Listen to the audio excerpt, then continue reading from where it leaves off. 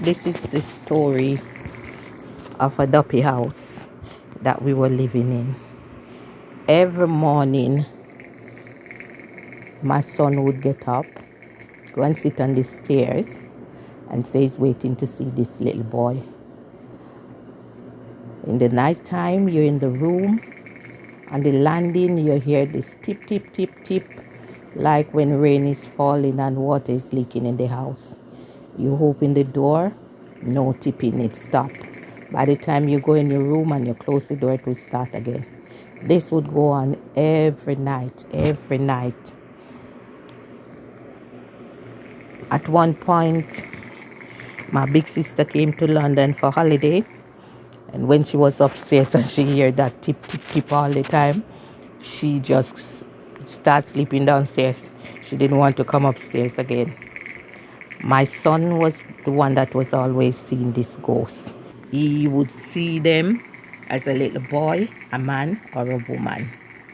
At one time he came and he said, he was in nursing school at the time.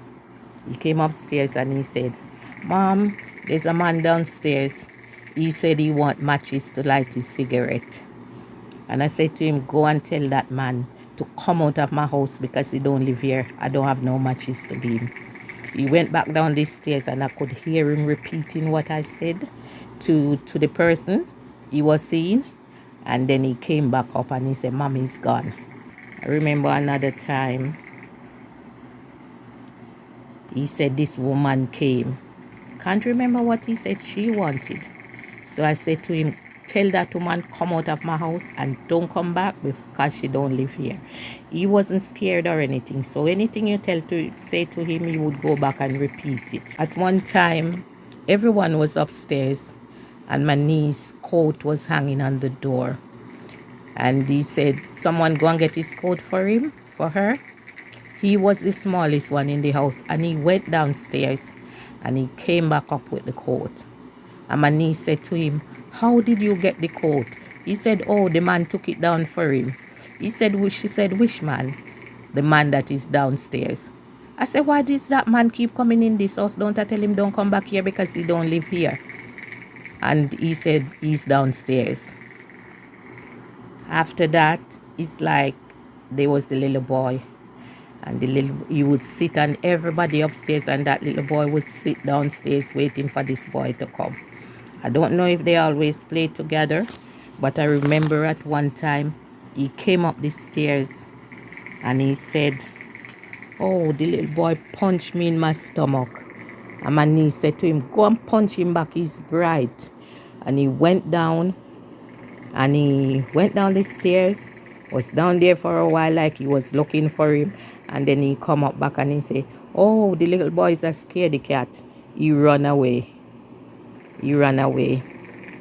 And we had so much different experience in that house. Everyone that was living in the house at the time could tell you about what was happening.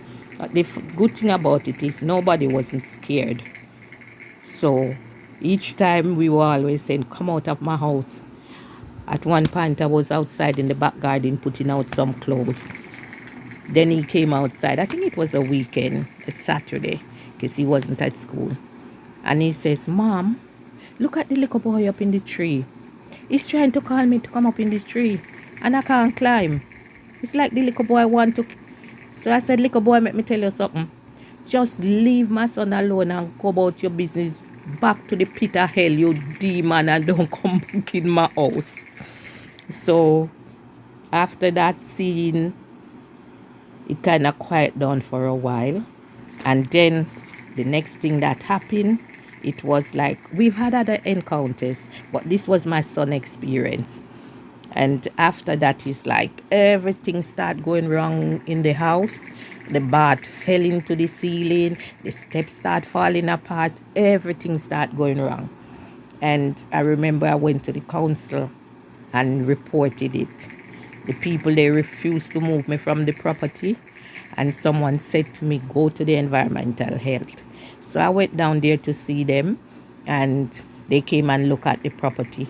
Right in the while they were looking upstairs, downstairs, they found the council and said, listen to me, I'm giving you a week to move this lady and her family from this house.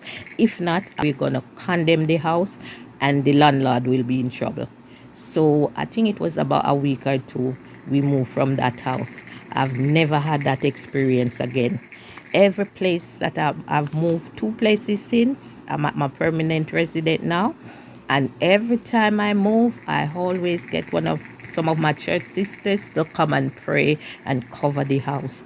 I've never had that experience again. I thank God. It's good to pray and trust God, because when these evil spirits come around, you have the strength. You won't fear them. You can tell them to go. A lot of people don't believe in ghosts, but they exist. They're not the people that die. They might come in the shape of the person that has died, but it's not the person that has died. It's all these demonic spirit that is let loose, and they hurt come looking like the person that you have lost. They exist, but I'm not scared of them. Even myself in this country, I've had so much encounter with these ghosts. But that's for another story. Have a blessed day, guys. Stay safe.